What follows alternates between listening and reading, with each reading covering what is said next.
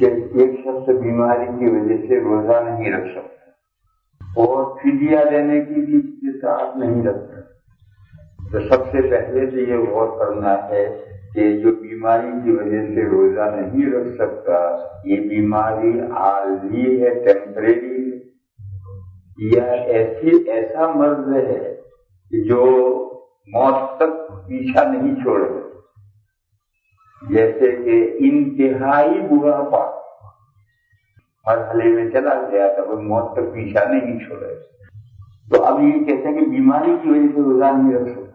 ابھی کیسی بیماری ہے؟ وقتی بیماری ہے۔ اگر وقتی بیماری ہے تو اس کا وہی حکم ہے جو سفر کا ہے، قرآن کریم میں دونوں کا ایک ساتھ حکم بیان کیا گیا ہے۔ فمن کان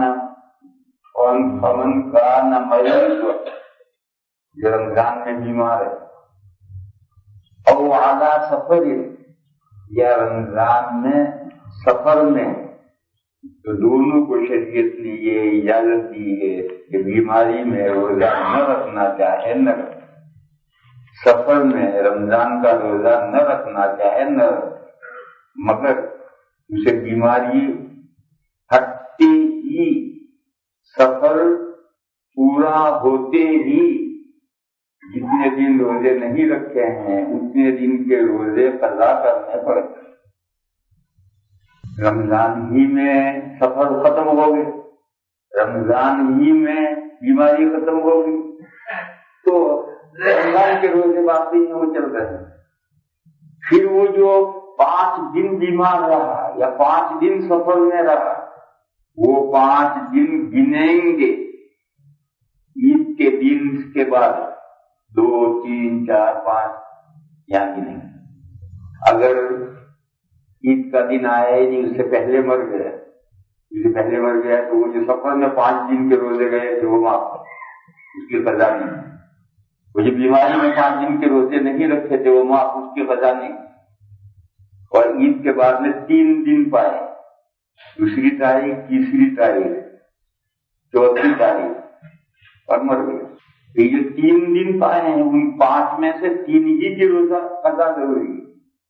بیماری میں جو 5 دن گئے تھے ان میں سے جو 3 دن پائے انہی کی 3 دن کی قضا ہے، باقی 2 دن کی قضا نہیں۔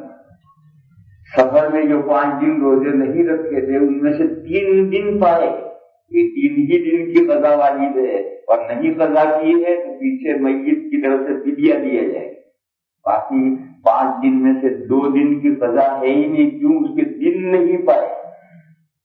فعدۃ من ایام اخر کا مفہوم یہ۔ تو بہرحال اگر یہ بیماری ایسی ہے کہ جس کی جو امید ہے کہ ہٹ جائے گی، بعض مرتبہ بیماری بڑی لمبی ہوتی ہے لیکن کسی لوگ ہٹ بھی جاتی ہے، امید ہے۔ مثال کیا دوں؟ شوگر پیشنٹ ہے، یہ شوگر کی بیماری کبھی ختم بھی ہو جاتی ہے، اللہ کے فضل سے اچھا بھی رہتا ہے، یا ایسی کوئی اور بیماری بھی ہو سکتی ہے کہ پاسبل ہے، موقع ہے، ایسی مثالیں ہیں کہ مرنے سے پہلے وہ ہٹ جاتی۔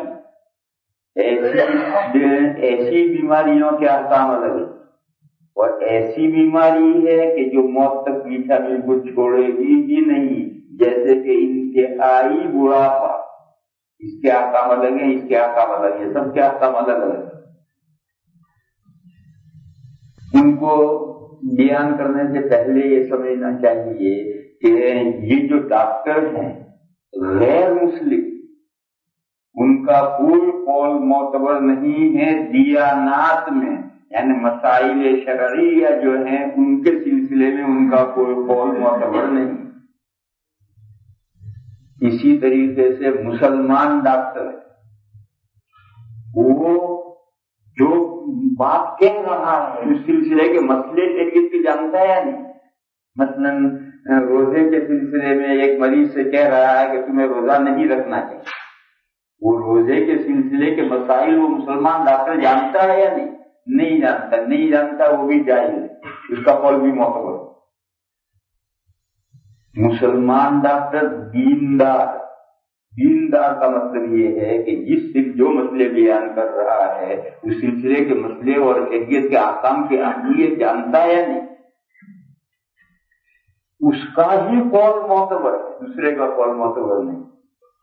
مثلاً ڈاکٹر یہ کہتا ہے کہ تم رکوع سجدہ مت کرو، سجدے کے بجائے اشارہ کر کے نماز، یہ جو ڈاکٹر کہہ رہا ہے وہ نماز کو سمجھتے ہیں نہیں، سجدے کا نماز میں کیا درجہ ہے اور سجدہ کی درجہ ضروری ہے، اس کی اہمیت وہ جانتا ہے یا نہیں؟ جو نہیں جانتا وہ تو زبانی جلنے کو منع کر دے گا کہ نہیں سجدہ مت کرو، اشارہ کرو۔ لیکن یہ کہ اشارہ کرنے سے کتنا ضرر ہوگا اور کتنا نقصان ہوگا، شیطان اسے اشارہ کرنے کی اجازت ملے گی یا نہیں ملے گی، یہ مسائل جاننے والا ڈاکٹر ہے، اسی کا قول معتبر ہے، کافر کا قول معتبر نہیں۔ اور جاہل مسلمان ڈاکٹر کا جو قول معتبر، جاہل کا مطلب یہ ہے کہ جس لائن کے نماز کا مسئلہ بتا رہا ہے، روزے کے سلسلے میں بتا رہا ہے، اس سلسلے کے مسائل کو جاننے والا ہونا چاہیے، جاہل کا یہ مطلب۔ میرا ایک سوال ہے کہ میرا ڈاکٹر جو فیملی ڈاکٹر غیر مسلم ہے، ایسی صورت میں آپ کو خاص اس جزئیے میں رجوع کرنا پڑے گا کسی ایسے مسلمان ڈاکٹر کی طرف جو دین کے مسائل جانتا ہو۔ ٹھیک ہے، آپ کا جو فیملی ڈاکٹر غیر مسلم ہے، آپ اسی علاج کرواتے رہیے، کو منع نہیں کرتے، لیکن آپ کا فیملی ڈاکٹر کہتا ہے کہ آپ شوگر پیشنٹ ہے، رمضان میں روزہ نہ رکھیں، یہ بات آپ اس کی نہیں مانیں۔ اس مسئلے میں آپ کو دنیا میں کوئی ٹورنٹو شہر ہی میں نہیں، دنیا میں جہاں بھی مسلمان ڈاکٹر ہو دیندار، آپ کو اس سے رجوع کرنا پڑے گا کہ میرا یہ مرض ہے اور مجھے اس حالت میں میرے لیے روزہ رکھنا نہ رکھنے کی گنجائش ہے۔ اور خاص اس جزئیے میں آپ کو مسلمان ڈاکٹر کی طرف رجوع کرنا پڑے گا۔ خیر، یہ میں نے اس لیے کہہ دیا کہ رات ایک دوست مجھ سے کہنے لگے ان کی شوگر 25, 26, 28 تک پہنچ جاتی، کہنے لگے کہ میرے ڈاکٹر نے مجھے سخت منع کیا تھا کہ روزہ مت رکھو، میں نے کہا ضرور رکھوں گا، اور کہا رکھ رہا ہوں اور طبیعت پہلے سے اچھی۔ تو آپ مجھے بتایا تھا کہ میرے اس کی شوگر 28 تک پہنچ جاتی ہے، اس نے کہا ڈاکٹر نے سخت منع کیا تھا کہ روزہ مت رکھتے تمہارے، میں نے ڈاکٹر سے کہا روزہ رکھوں گا چاہے مر جائے، اور کہا میں رکھ رہا ہوں، آج 2 روزے ہو گئے ہیں اور میری طبیعت پہلے سے اچھی، اور رات میں نے دوا لیے بغیر چیک کیا تو 8 یعنی دوا بھی نہیں لی اور چیک کیا تو کہا 8 تھی میری شوگر روزہ رکھنے کی وجہ سے۔ تو یہ ڈاکٹر روزے کو ہوا بنا ڈالتے ہیں۔ میرا خود اپنا تجربہ ہے، رمضان میں شوگر کی دوا بھی کم لینی پڑتی ہے اور شوگر کنٹرول میں بھی زیادہ رہتی ہے، بلکہ روزہ تو شوگر کا ایک مستقل علاج ہے۔ اگر آپ مہینے میں 5-7 روزے رکھے، شوگر پیشنٹ اگر مہینے میں 5-7 روزے رکھے تو آدھی دوا سے زیادہ فائدہ ہے، میرا اپنا تجربہ ہے۔ اور یہ ڈاکٹر لوگوں کو دھوکہ دیتے ہیں، تم شوگر ہو سکتے روزہ مت رکھ سکتے، تم روزہ نہیں رکھ سکتے، تم ایسا بھوکے نہیں رہ سکتے، تم ایسا ہو، یہ سب غلط۔ میرا اپنی ذات پر بھی تجربہ ہے اور لوگوں پر بھی تجربہ ہے، آپ کا ہی قصہ سنا تھا۔ اس لیے میں نے کہا کہ اب یہ کافی ڈاکٹر وہ کیا جانے کہ روزہ کیا ہے اور روزے کے دین میں شریعت میں اہمیت کیا ہے، کس عذر میں روزہ نہ رکھنے کی اجازت ہے، کیا یہ بھی روزہ مت رکھو، شوگر پیشنٹ روزہ مت رکھو۔ اس لیے پہلے تو یہ مسئلہ سمجھ لو کہ مسائل میں کافر ڈاکٹر کا تو قول معتبر ہے ہی نہیں، مسلمان ڈاکٹر بھی اگر جاہل ہے اس کا قول معتبر نہیں۔ وہ مسلمان ڈاکٹر جو اس لائن کے مسائل جانتا ہو، نماز کے مسائل، نماز کا مسئلہ بتاتا ہے تو نماز کیا ہے، نماز میں کون سے ارکان فرض ہیں، ان کی کیا اہمیت ہے، اس سے وہ ڈاکٹر واقف ہے۔ روزے کا مسئلہ ڈاکٹر بتاتا ہے تو روزہ کیا چیز ہے، اس کی شریعت میں کس درجہ اہمیت ہے، کون سے روزوں کا کیا درجہ ہے، روزہ نہ رکھ کر اس کا الٹرنیٹو کو اختیار کرنے کی اجازت کب ہے، یہ سب دین کے مسائل سے جو مسلمان ڈاکٹر واقف ہے اسی کا قول معتبر ہے، دوسرے کا قول معتبر نہیں۔ خیر، اس کے بعد سمجھو بیماریاں 3 قسم کی، ایک تو ہے ٹیمپرری جس کے احکام لوگ جانتے ہیں، ایک ہے لانگ ٹرم اس کے احکام لوگ نہیں جانتے، اور ایک وہ جس کا ساتھ موت پر چھوٹے گا۔ یہ 3 قسم کی بیماریاں ہیں اعضاء بیماری کے بجائے وہ عذر، 3 قسم کے اعضاء ہیں، تینوں کے احکام الگ۔ اگر عذر ہے بیماری وغیرہ اور بیماری کے علاوہ وغیرہ بھی عذر ہو، اگر بیماری وغیرہ عذر ہے ٹیمپریری وقتی،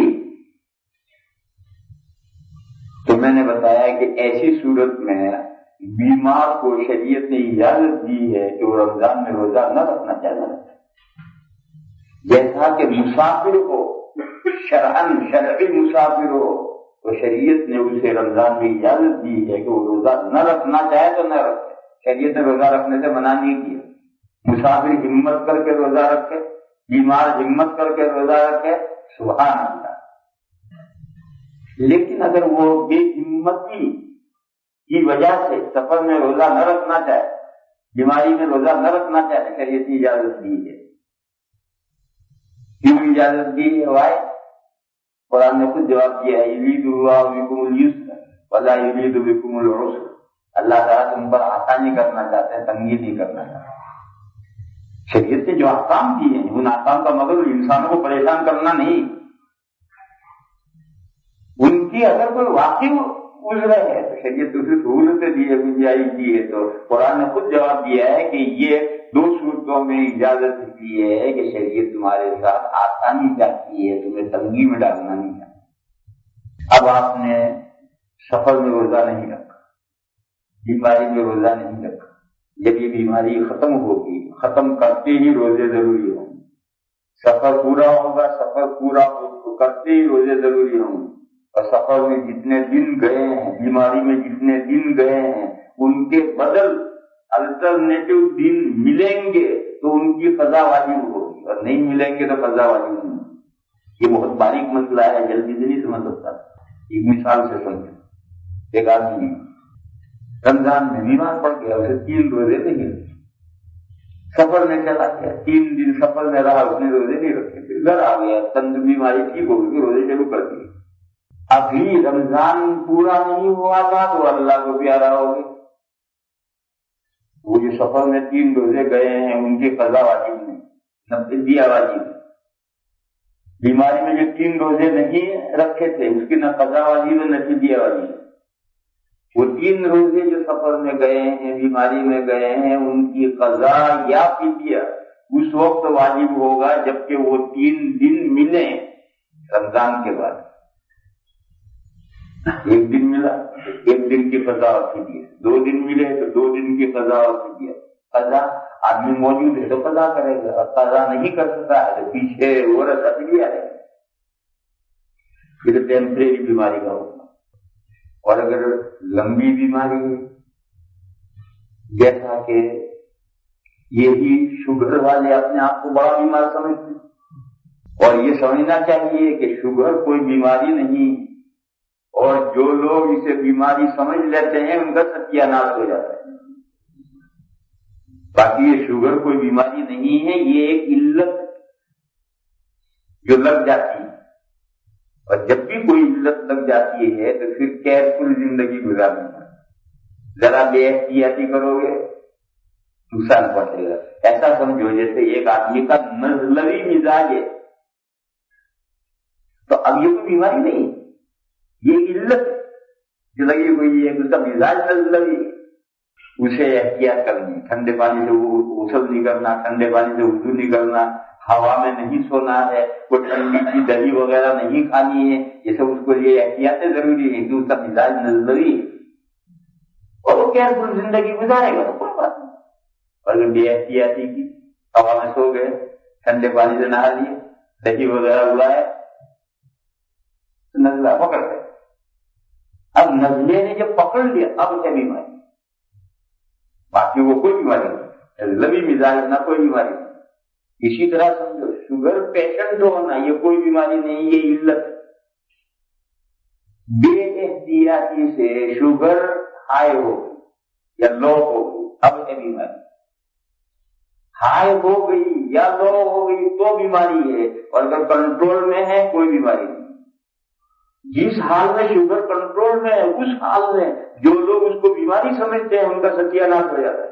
ہر وقت دماغ کا ٹینشن، یہ شوگر ہے، یہ شوگر ہے، یہ شوگر ہے، یہ کیا آفت ہے؟ کیا کسی میں پرندے کا نام ہے شوگر، مجھے شوگر ہے، یہ شوگر ہے؟ یہ جو ہر وقت دماغ میں ٹینشن ہے وہ آدمی کا ستیہ ناش کرتا ہے۔ میں خود اپنے بارے میں تجربہ رکھتا ہوں، تجربے کی بات کہہ رہا ہوں، ایسے میں دوسری کی سنی ہوئی نہیں کہہ رہا، میں خود شوگر پیشنٹ۔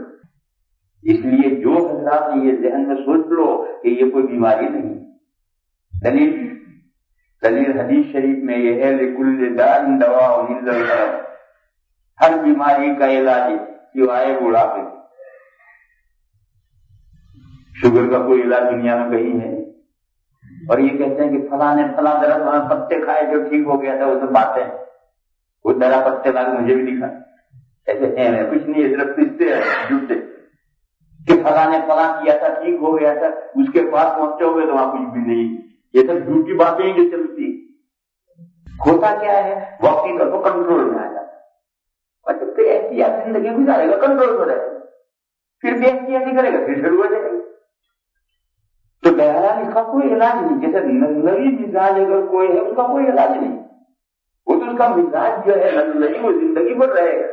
اسی طریقے سے یہ شوگر ہے، اس کا دنیا میں کوئی علاج نہیں ہے، کیونکہ بیماری ہی نہیں ہے، یہ تو علت ہی جو لگ گئی۔ اور بیماری ہوتی حدیث میں ہے کہ ہر بیماری کا علاج ہے، چاہے لوگ انسان اس علاج کو جانتے ہو یا نہ جانتے ہو، باقی ہر بیماری کا علاج ہے لِكُلِّ دَاءٍ دَوَاءٌ۔ اس سے معلوم ہوا کہ یہ ایک علت ہی جو لگ جاتی ہے، اور اس کو لوگ ضرورت سے زیادہ اس کا دماغ پر بوجھ چڑھا لیتے ہیں، اور بوجھ چڑھا کر کے کافر ڈاکٹر کے کہنے پر روزے چھوڑ دیتے ہیں کہ میں تو شوگر پیشنٹ ہوں، فدیہ دوں گا، روزہ مجھ سے نہیں رکھا جاتا۔ یہ سب غلط ہے، یہ شیطان کا اور ڈاکٹر کا فریب ہے۔ میں نے ساری تفصیل اس لیے کی، اور یہ میرا تجربہ ہے کہ روزے سے زیادہ شوگر میں کوئی چیز مفید نہیں ہے۔ اگر ہفتے میں آپ 5-7 روزے رکھ لیں، آدھی دوا کا کم روزہ کرتا ہے۔ اور رمضان سے پہلے صورتحال میری صورتحال رمضان سے پہلے تھی، یہ کیا ذہن کرتا رہا، دن میں 3 مرتبہ دوا لیتا تھا، اور پھر بھی قابو میں نہیں آتا تھا، رات میں 10 مرتبہ پیشاب کرنے اٹھتا، روزے شروع ہو گیا الحمدللہ، کیوں دوا بھی کم کر دی میں نے، اور وہ ہلکے ہو پڑ گئے۔ تو اس لیے اس مسئلے کو سمجھو، پہلے لوگ مجھ سے کہتے تھے میں روزہ نہیں رکھ سکتا ہوں، یہ شوگر ہے، میں کہتا ہوں ٹھیک ہے مطلب، لیکن جب میں خود اس بیماری میں آیا تو معلوم ہوا کہ ادھر ڈاکٹروں کا چکر۔ ایسی بیماری ہو سکتی ہے کہ جو لمبے وقت تک رہے اور پھر اتفاقاً ٹھیک بھی ہو جائے۔ اللہ کے فضل و کرم سے ایسے واقعات پیش آتے ہیں کہ وہ بیماری ٹھیک بھی ہو جاتی ہے۔ ایسی بیماریوں کا حکم یہ ہے کہ اگر ایسی بیماری سے روزہ نہ رکھ سکے تو روزہ چھوڑ دے گا اور فدیہ دے گا، مگر فدیہ کب دے گا؟ موت تک یہ عذر باقی رہے نہ ہٹے تو فدیہ دیتا ہے، اور اگر موت سے پہلے یہ عذر ہٹ گیا اور جتنے روزے گئے ہیں اتنے دن تندرستی کے مل گئے تو پھر اس کی قضا ضروری ہے، فدیہ کافی نہیں۔ یہ مسئلہ حج کا بھی وہی ہے، ایک آدمی حج کرنے سے معذور حج نہیں کر سکتا تو حج بدل کے لیے بھیج سکتا ہے، اپنی زندگی میں حج بدل کے لیے بھیج سکتا ہے، مگر شرط یہ ہے کہ موت تک یہ عذر رہے، اور اگر موت سے پہلے عذر ہٹ گیا اور خود حج کرنے کے قابل ہو گیا، وہ جو حج بدل کروایا تھا وہ ناکافی ہے، خود حج کرنے جانا چاہیے، وہ جو حج بدل کروایا وہ نفلی حج ہو جائے۔ ایسے ہی ایک آدمی نے ایک ایسی بیماری کی وجہ سے جس سے کوئی امید نہیں تھی، اس سے پیچھا چھوٹے، اور وہ ہر رمضان میں روزے نہیں رکھتا تھا اور فدیہ دیتا، اللہ نے شفا عطا فرما دی اور ٹھیک ہو گیا۔ 3 رمضان کے جو اس نے فدیے دیے ہیں وہ نفلی خرچ ہو گیا، وہ 3 رمضان کی قضا کرنی ضروری۔